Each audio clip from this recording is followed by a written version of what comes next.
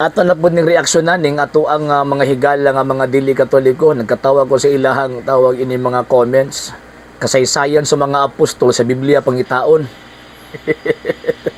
Pagka na lang yun Pagka na lang ingunaan lang ang klaseng tawag ini nga argumento ug baruganan atong hinumduman nga ang balaang kasulatan sa kasaysayan sa mga apostol dili na kumpleto. Kay even gani ang detalye sa misyon ni San Pablo, ni San Pedro o ang ubang mga apostol wala na malatid sa balaang kasulatan.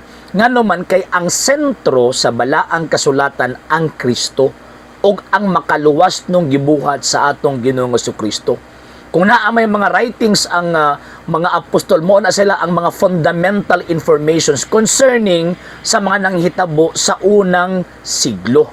Wala na malatid ang katapusan sa unang siglo, ikaduhang siglo, ikatulong siglo, even until now.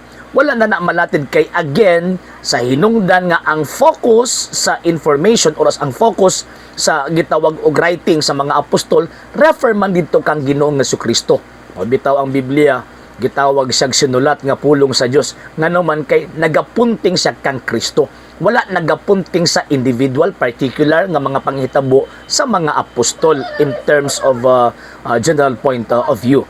So after ni Saint Peter, ni Saint Paul, katong ubang mga apostoles, di ka makabasa kung unsa man nang hitabo sa ilaha.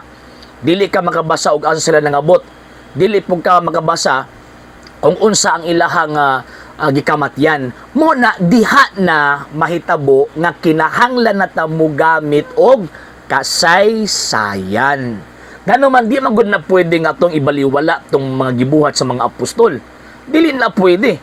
Sa hinungdan kay ang mga apostol sila ang gusto nga ba first hand ba? First hand kung baga nga nakadawat sa information nga gitudlo sa atong Ginoong Jesucristo. Dili nimo pwede ibaliwala ang ilang kasaysayan. Samot na ang ilahang kinabuhi unsay mga nanghitabo kanila kaniadto. Mo nang sa first century after sa tawag ining mga apostol na ay mga disipulos ug kadtong mga disipulos sila ang nagdetalye kung unsay mga nanghitabo kaniadto sa mga apostol ug kana nga records even gani ang mga Protestant scholars, ang mga Bible scholars sa mga Protestante, mga banggiitan to sila, always sila nagakutlo sa mga writings sa mga fathers. Ngano man kay after the apostles sila na ang naghimo og ganang information kung unsay man nanghitabo sa mga apostol kaniadto. Unya outside the Bible na ha, outside the Bible na sa hinungdan nga dili pwede nga Bible alone lang ta kay again ang information sa mga apostol dili kompleto. Muna kinahanglan kung tan-aw nato ang tawag in connection sa magwawali dito sa mga apostol, mo nang kinahanglan ta mo tan-aw dito sa mga amahan sa simbahan, mo nang mga church fathers. Sa hinungdan kay sila ang naghatag og detail sa mga pangitabo kaniadto sa una, ikaduha ug ikatulong gitawag og siglo. Susok nga mamugos gyud ninyo nga dapat Bible alone lang ta. Nahulog nga gibinuangan lang ninyo ang inyong kaugalingon. Kay naa may gitaguan na kamatuoran.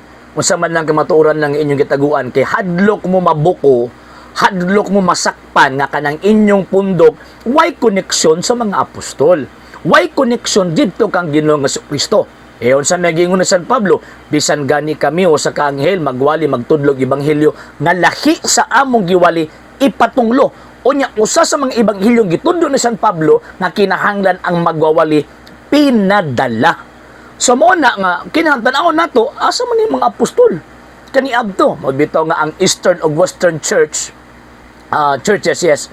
Ang Eastern ug Western churches naa na sila yung mga direct connection mismo sa gitawag og mga apostol. Diya lang sa nagkabulag after 1054. Diya lang sa nag-split katong general yung katong Great Schism ni abtong 1054. Pero before on that ay wala united sila ngano man kay kanang moong simbahan ng kanang Catholic Church or the Roman Catholic Church mao na siya ang naay direct connection gikan karon nga panahon paatras padulong didto sa mga apostol. Mo na ayon ninyo ilaraan ng Bible alone lang, wala na sa Biblia. Wala sa Biblia in the sense nga wa na gitudlo sa mga apostol. Kay ang gitudlo sa mga apostol is scripture and tradition.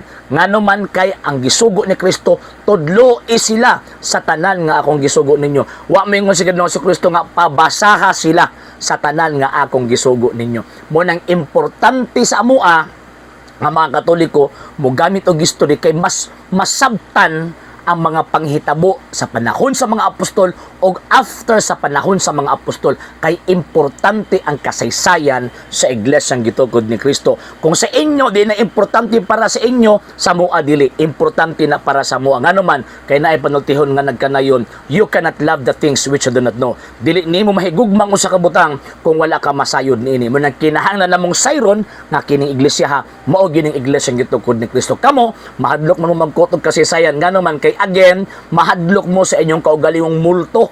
Ngano man kay kung magbasa mo kasaysayan, may bawaan man ang kanang inyong pundok, ipangtungkol lag Amerikano, sus kauwaw, magsig pamugos. At tinuod mi kinusud mi sa pulong sa Ginoo niya, wala ko nagsun sa mga apostol. Di ba? Mo na nga, dili mo tawag ini magsigyog. Reklamo, kung magreklamo, manggaling mo, dapat mag-provide og ebidensya. Kaya panultihon nga nagkanayon, contra factum non valid argumentum. Ang usa ka pamahayag, ang usa ka pamulo nga dili gan isandig or kontra gani sa mga facts kanang moong pamahayaga di na tinuod. So kanang inyong pagsupak-supak dapat na ebidensya. Bataw ko din basta musulti ko na ako'y ebidensyang ilatag. Na ako'y tawag ining mga history nga atong isgutan.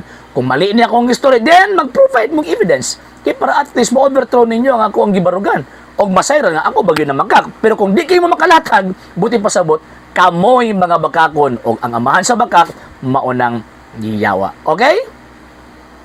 Sa hindi pa po nakapag-follow sa mga pages po natin, i-follow nyo po yung mga pages po natin. RJ Horolanciano II.TV, Apolia Punto Argumento page, Kuya Apologies TV page, and RJ's Vlog 2022. And pwede rin po kayo mag-send po dyan ng Facebook stars. And also, sa atin po mga channels, sa hindi po nakapag-subscribe, i-subscribe po ninyo yung mga channels natin. Dalay Catholic, Apologies International Official, RJ Sano II.TV, Kuya Apologies TV, and Barrio Kawayan Religious Forum. And pwede rin po kayo mag-send po dyan ng super sticker, super chats, and super thanks. And maraming salamat po sa mga kapatid at mga Katoliko na ulis pong tumutulong sa programa po natin. Maraming salamat po. Nang dahil po sa tulong at suporta po ninyo, ang programa pong ito, until now, andito pa rin po sa social media. And until now din po, nangangailangan pa rin po tayo sa tulong at suporta po ninyo dahil wala po kami magagawa rito mga sir, mga ma'am, kung wala po yung tulong at suporta po ninyo. Sa gusto pong tumulong, sa gusto pong sumuporta, pwede po ninyong ipadala ang tulong at suporta po ninyo sa pamamagitan po ng ating mga account numbers dyan po sa ating pong screen. And pwede nyo po kaming i-message sa ating pong page kung via remittance po yung ipadala po ninyo. Maraming salamat po in advance.